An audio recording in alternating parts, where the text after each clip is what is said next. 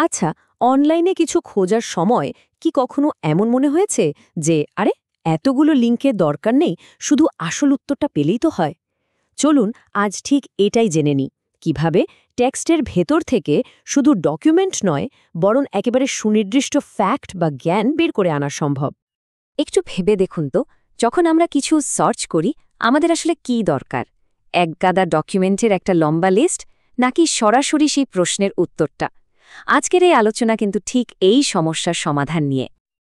ইন্টারনেটে যে বিপুল পরিমাণ তথ্য আছে তার বেশিরভাগই হলো অসংগঠিত ডেটা, মানে ধরুন আর্টিকেল, বই বা যে কোনো সাধারণ টেক্সট যার কোনো নির্দিষ্ট কাঠামো নেই, অনেকটা খড়ের গাদার মতো।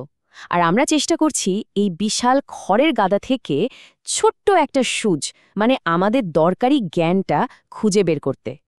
তো এই সমস্যার সমাধানটা বুঝতে হলে আমাদের শুরু করতে হবে এমন একটা জায়গা থেকে যা আমরা সবাই চিনি এবং প্রায় প্রতিদিনই ব্যবহার করি। চলুন তথ্য খোঁজার সবচেয়ে পরিচিত পদ্ধতিটা দিয়েই শুরু করা যাক। ইনফরমেশন রিট্রিভাল বা সংক্ষেপে আইআর, এটাকে অনেকটা একজন সুপার স্মার্ট লাইব্রেরিয়ানের সাথে তুলনা করা যায়। তাকে একটা টপিক বা কিছু কিওয়ার্ড দিলেন, আর সে সাথে সাথে সেই সম্পর্কিত সব বই বা ডকুমেন্ট আপনার সামনে হাজির করে দেবে। আর এই কাজে সে কিন্তু অসাধারণ। কিন্তু এখানে একটা বড় কিন্তু আছে। আইআর খুবই শক্তিশালী, কোনো সন্দেহ নেই। তবে সমস্যাটা হলো সে যে টেক্সটগুলো খুঁজে আনছে তার ভেতরের অর্থটা কিন্তু সে বোঝে না। সে শুধু দেখে আপনার দেওয়া শব্দগুলোর সাথে কোন ডকুমেন্টে মিল আছে, মানে সে পড়তে পারে কিন্তু বুঝতে পারে না। আর ঠিক এই সীমাবদ্ধতা থেকেই কিন্তু জন্ম হয়েছে পরবর্তী ধাপের একটা নতুন পদ্ধতির। আর সেটাই হলো আমাদের আজকের আলোচনার কেন্দ্রবিন্দু, ইনফরমেশন এক্সট্র্যাকশন।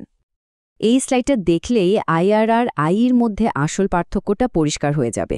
দেখুন, আইআর এর লক্ষ্য কি? প্রাসঙ্গিক ডকুমেন্ট খুঁজে দেওয়া।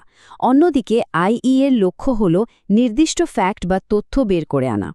আইআর কাজ করে কিওয়ার্ড মিলিয়ে, কিন্তু আইই ব্যবহার করে এনএলপি আর সিম্যান্টিক অ্যানালিসিস, মানে সে টেক্সটের অর্থ বোঝার চেষ্টা করে। তাই আইআর আপনাকে দেয় একটা লম্বা লিস্ট, আর আইই দেয় টেবিলে সাজানো গোছানো সরাসরি ব্যবহার করার মতো তথ্য। আগের উপমাটা যদি আবার ব্যবহার করি, আইআর যদি হয় লাইব্রেরিয়ান, তাহলে ইনফরমেশন এক্সট্র্যাকশন বা আইই হলো একজন বিশেষজ্ঞ গবেষক। সে শুধু সঠিক বইটা খুঁজে দেবে না, বরং বইটা আপনার হয়ে পড়ে তার ভেতরের সবচেয়ে জরুরি তথ্যটা বের করে একটা ছোট্ট নোটের মতো হাতে তুলে দেবে। মানে সে অগোছালো টেক্সটকে একেবারে সাজানো গোছানো প্রশ্ন করার মতো জ্ঞানে পরিণত করে ফেলে। তাহলে প্রশ্ন হলো, এই যে টেক্সট থেকে সরাসরি জ্ঞান বের করে আনার প্রক্রিয়া, এটা আসলে কাজ করে কিভাবে? চলুন এর পেছনে টেকনিক্যাল ম্যাজিকটা একটু দেখে আসা যাক। এই পুরো জাদুর পেছনে যে মূল প্রযুক্তিটা কাজ করছে তার নাম হলো এনএলপি বা ন্যাচারাল ল্যাঙ্গুয়েজ প্রসেসিং। এটা আর্টিফিশিয়াল ইন্টেলিজেন্স বা এআইয়েরই একটা শাখা, যার মূল কাজ হলো কম্পিউটারকে আমাদের, মানে মানুষের ভাষা পড়তে, বুঝতে এবং তার থেকে আসল অর্থটা বের করার ক্ষমতা দেয়া। আচ্ছা, এই প্রক্রিয়াটা কিন্তু কয়েকটা ধাপে হয়। প্রথমে সিস্টেম একটা সাধারণ টেক্সট বা ডকুমেন্ট নেয়। এরপর সেটার প্রত্যেকটা বাক্যকে গ্রামার অনুযায়ী বিশ্লেষণ করে।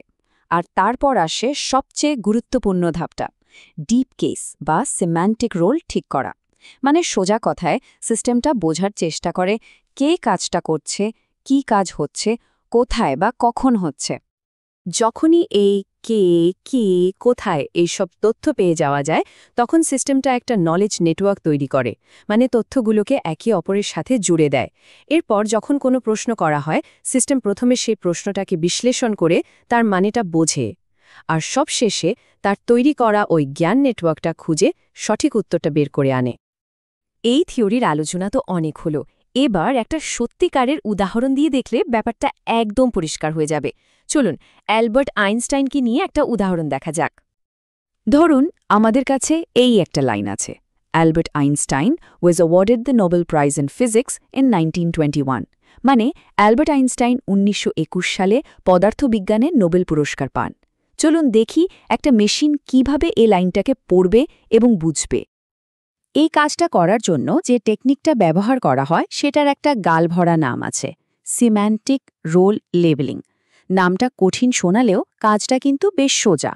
এর কাজ হলো একটা বাক্যের মধ্যে কোন শব্দের কী ভূমিকা সেটা ঠিক করা। যেমন কে কাজটা করছে, কর্তা, কি কাজ হচ্ছে, ক্রিয়া, আর কার ওপর কাজটা হচ্ছে, কর্ম। এই টেবিলটা দেখুন, এখানেই কিন্তু আসল ম্যাজিকটা হচ্ছে। মেশিনটা এখন শুধু শব্দ দেখছে না, সে তাদের ভূমিকাটা বুঝতে পারছে।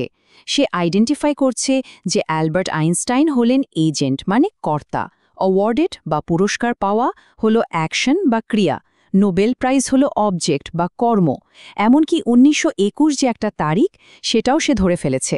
এটা আসলেই দারুণ, তাই না? আর এটার ফলে কি হলো? ফলাফলটা অসাধারণ। এখন যদি সিস্টেমকে জিজ্ঞেস করা হয় অ্যালবার্ট আইনস্টাইন কি পুরস্কার জিতেছিলেন, সে কিন্তু এক গাদা ডকুমেন্ট ধরিয়ে দেবে না। সে সরাসরি উত্তর দেবে নোবেল প্রাইজ ইন ফিজিক্স। কারণটা সহজ, সিস্টেমটা এখন আর শুধু শব্দ খুঁজছে না, সে বাক্যের ভেতরের সম্পর্ক আর আসল অর্থটা বুঝে গেছে। তো আমরা পুরো প্রক্রিয়াটা দেখলাম, টেক্সট থেকে সরাসরি জ্ঞানে রূপান্তর। কিন্তু এর আসল তাৎপর্যটা কি? মানে বড় ছবিটা কি? চলুন মূল কথাগুলো একবার গুছিয়ে নেওয়া যাক। সবচেয়ে বড় কথাটা হলো ইনফরমেশন এক্সট্র্যাকশন বা আইই অগোছালো হাবিজাবি টেক্সটকে একটা সাজানো গোছানো ডেটাবেজের মতো জ্ঞানে পরিণত করে। এর ফলে কি হয়? আমরা আর শুধু ডকুমেন্ট খুঁজি না, আমরা সরাসরি টেক্সটকে প্রশ্ন করে ফ্যাক্ট বা তথ্য জানতে পারি। এক কথায় আমরা ইনফরমেশন রিট্রিভাল থেকে নলেজ রিট্রিভালের দিকে এগিয়ে যাচ্ছি। মানে শুধু তথ্য নয়, এবার আমরা সরাসরি জ্ঞান খুঁজে বের করছি। যাবার আগে একটা প্রশ্ন রেখে যাই। একটু ভাবুন তো, কি হবে সেদিন যখন পৃথিবীর সব বই, সব আর্টিকেল, সব রিপোর্ট সবকিছু একটা বিশাল প্রশ্ন করার মতো ডেটাবেসে পরিণত হবে? আমাদের শেখার বা জানার পদ্ধতিটা তখন কতটা বদলে যাবে?